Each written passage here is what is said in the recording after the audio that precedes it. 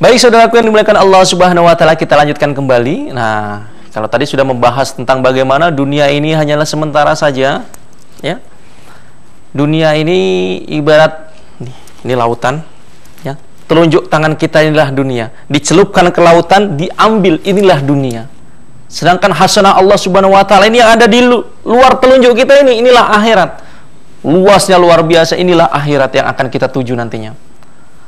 Makanya kita sebagai umat Nabi Adam yang pertama kali, ayahanda kita Nabi Adam, umat Muhammad setelahnya, Nabi Adam ini memberikan nasihat kepada kita semuanya.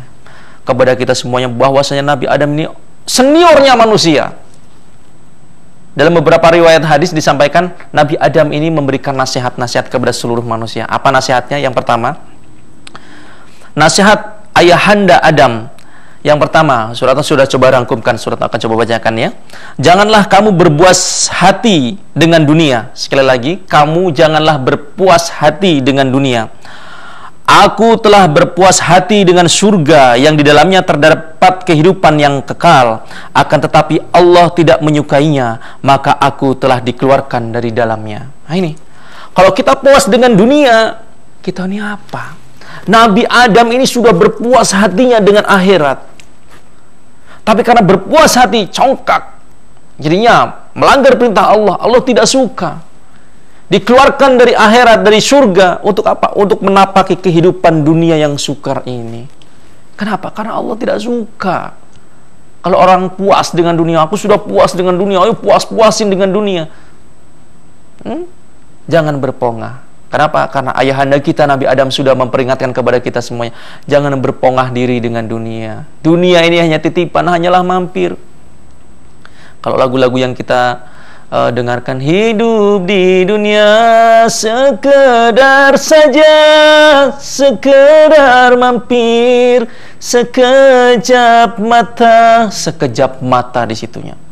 Enggak berkejap-kejap, tidak, sekejap mata saja. Jadi cuma sebentar lah kita ini.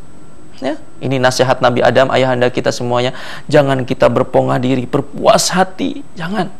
Ingat, ada akhirat yang akan selama-lamanya kita tuju. Jadi dunia yang sebentar ini kita manfaatkan dengan sebaik-baiknya untuk ibadah kepada Allah Subhanahu wa taala. Yang kedua, ya, nasihat ayahanda Adam ini kepada kita semuanya. Janganlah kamu berbuat sesuatu atas kehendak istrimu. Aku telah menuruti kehendak istriku, yaitu memakan buah kuldi, yang dengan sebab itu aku mendurhakai Allah Subhanahu wa taala. Ini nasihat laki-laki, ya. Nasihat Nabi Adam, jangan engkau perturutkan keinginan semua dari istrimu. Kenapa? Ini nasihat ya wanita juga, mohon maaf ini karena nasihatnya ayahanda kita Nabi Adam yang bukan kata-kata Suratno sendiri. Mungkin buat wanita, kenapa bisa seperti itu Ustaz? Ya betul, ini nasihat. Kenapa? Karena wanita ini lembut hatinya. Wanita ini kan seperti tulang rusuk. Ya, terbuat dari tulang rusuk memang ya. Tulang rusuk yang bengkok. Kalau meluruskannya terlalu kuat akan patah wanita ini. Tulang ini akan patah. Kalau dibiarkan terus bengkok, selama-lamanya akan terus bengkok. Inilah wanita kita. Tapi Nabi ajarkan, jangan engkau menuruti semua keinginan wanitamu. Kenapa? Karena engkau menuruti semua keinginan wanitamu sama seperti Nabi Adam yang pertama kali. Karena Nabi Adam terkalahkan oleh bujuk rayu Siti Hawa. Akhirnya sekarang berakibat, sampai sekarang akibatnya fatal. Ya. Manusia yang harusnya hidup di surga, yang diturunkan ke dunia untuk menapaki kehidupan yang terjal ini. Kenapa? Karena menuruti keinginan istrinya. Jadi apa yang harus kita lakukan? Balance. Seorang suami wajiblah menasihati istrinya jikalau istrinya sudah mulai menyimpang. Tapi seorang istri tidak boleh menuruti kehendak suaminya kalau hal itu mendurhakai Allah Subhanahu wa taala. Jadi balance. Tapi keputusan tertinggi adalah suami yang memegang peranannya untuk apa? Untuk memutuskan segala sesuatunya. Nabi Adam memutuskan segala sesuatunya apa? Oke, kita makan buah kuldi ini. Kenapa? Bujuk rayu Siti Hawa, ibunda kita. Ustadz, berarti kita menyalahkan ibunda dan ayahanda kita dong di dalam surga itu? Tidak. Inilah sudah ketetapan Allah. Memang unsurnya seperti itu, sehingga kita harus ada di dunia saat ini. Bukan salah Nabi kita, memang sudah kehendaknya. Tapi memberikan pelajaran kepada kita semuanya. Hati-hati, jangan semua kehendak istri kita turutin. Ya, karena wanita yang lembut. Ya. Tadi saya sampaikan seperti tulang rusuk. Namanya tulang rusuk jangan dijadikan sebagai tulang punggung. Ya, tulang rusuk tetap tulang rusuk. Apalagi dijadikan sebagai tulang kaki, jangan. Maksudnya apa? Wanita kita ini mulia, jangan dijadikan sebagai tulang punggung kita. Kitalah yang harus berbuat yang terbaik buat istri-istri kita. Kita jaga mereka sebagai tulang rusuk. Tulang rusuk tuh dekatnya di bagian dada, dekat dengan dada untuk dijaga, dekat dengan hati untuk dilindungi. Inilah tulang rusuk. Juga jangan dijadikan seperti tulang kepala yang harus disembah-sembah, diagung-agung. Jangan. Rasul melarang itu semuanya. Dan sekali lagi, wanita juga jangan dijadikan sebagai tulang kaki yang harus diinjak-injak. Rasul sangat marah.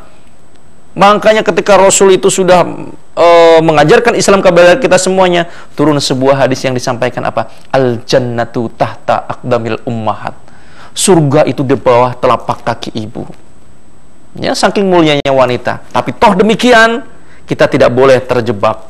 Kita tidak boleh kalah sehingga kita menuruti keinginan Hawa. Hawa ya. Hawa ini berarti yang di sini adalah perumpamaan yang pertama kali ibunda Hawa. Tidak mengikuti keinginan hawa nafsu. Hawa itu wanita, ya, ibunda kita, kemudian nafsu kita. Jadi bagi seorang laki-laki berpikir logis sebelum menentukan untuk mengikuti istri kita. Ini perintah dan nasihat Nabi kita Adam alaihissalam, ya. Jadi kalau kita cermati betul-betul, ini memberikan kisah inspirasi buat kita semuanya. Yang kedua, yang ketiga ya, berfikirlah dahulu sebelum kamu berbuat sesuatu. Jika dahulu aku memikirkan tentang akibat perbuatanku, tentu aku tidak akan menyesal di hari kemudian. Nabi Adam ini, subhanallah, kalau dipikir-pikir, ya aku sudah dijanji sama Allah untuk tidak berbuat memakan namanya buah kuldi. Ya.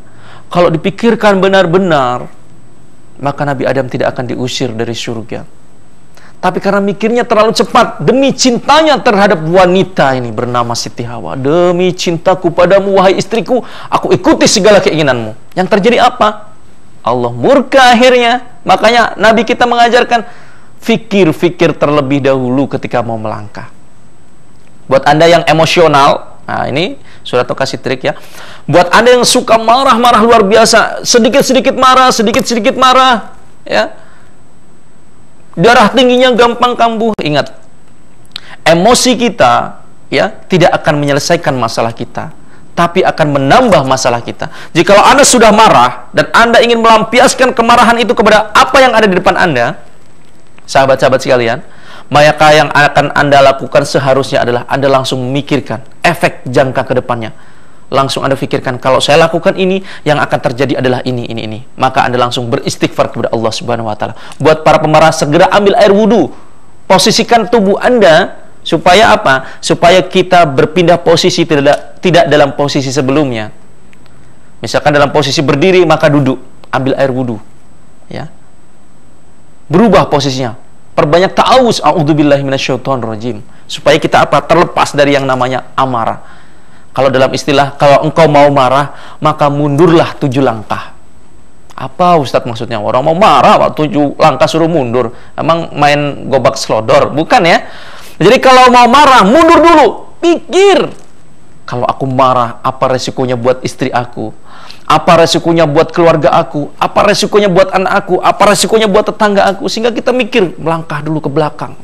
Sehingga kita terbebas dari amarah dan emosi ini. Ya, ini nasihat ayahanda Adam kita. Jangan sampai kita terjebak dengan hawa nafsu kita. Kemudian yang keempat, janganlah kamu melakukan sesuatu perbuatan yang kamu merasa ragu atasnya. Ketika aku memakan buah kuldi, aku pun merasa ragu. Namun karena tidak berhati-hati, maka aku telah menyesal. Nih. Siapa yang ragu-ragu? Ini temannya syaitan. Kalau ada sesuatu yang ragu-ragu, sifatnya masih ragu-ragu, lebih baik tinggalkan. Karena keraguan-raguan kita ini bisa menjerumuskan diri kita. Ini nasihat ayahanda kita. Orang yang paling pengalaman di dunia, karena pernah mengalami mencicipi hidup di dunia, kemudian turun di hidup di surga, turun ke dunia, nanti masuk lagi ke surga lagi. Sudah pengalaman, ya. Jadi kita belajar dengan orang yang sangat pengalaman, ayahanda kita Nabi Adam. Dan yang terakhir, bermusyawarahlah mengenai hal-hal yang penting. Jika dahulu aku bermusyawarah dengan para malaikat, tentu aku tidak akan mengalami kesulitan diturunkan ke dunia. Musyawarah. Ya. Sebelum kita melakukan apa-apa, musyawarah dulu dengan keluarga kita. Jangan memutuskan sendirian. Karena apa yang dilakukan oleh dua orang itu lebih baik musyawarahnya dibandingkan keputusan yang diambil sendirian. Ya, kalau dulu Nabi Adam alaihissalam ini musyawarah sama malaikat, wahai malaikat, bagaimana nih pendapatnya? Aku sudah mendengarkan kata-kata iblis, istriku mengatakan demikian. Bagaimana pendapatmu, wahai malaikat? Maka malaikat pasti akan mengatakan, jangan dimakan, wahai Nabi Adam, engkau bisa bahaya.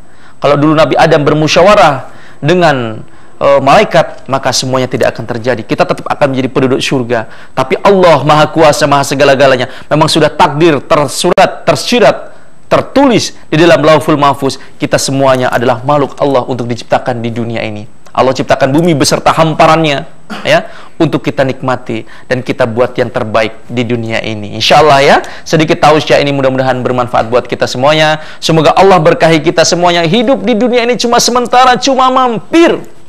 Jadi lakukan yang terbaik sebelum Allah berikan yang tidak baik terhadap kita semuanya.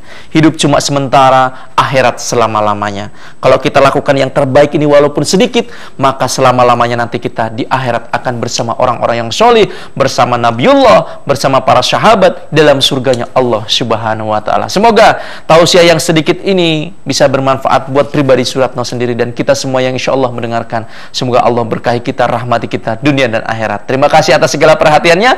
Mohon maaf atas segala kekurangan. Billahi taufiq wal hidayah. Wassalamualaikum warahmatullahi wabarakatuh. Subhanallah wa bihamdi, subhanallah wa bihamdika, asyhadu alla ilaha illa anta, astaghfiruka wa atubu ilaih.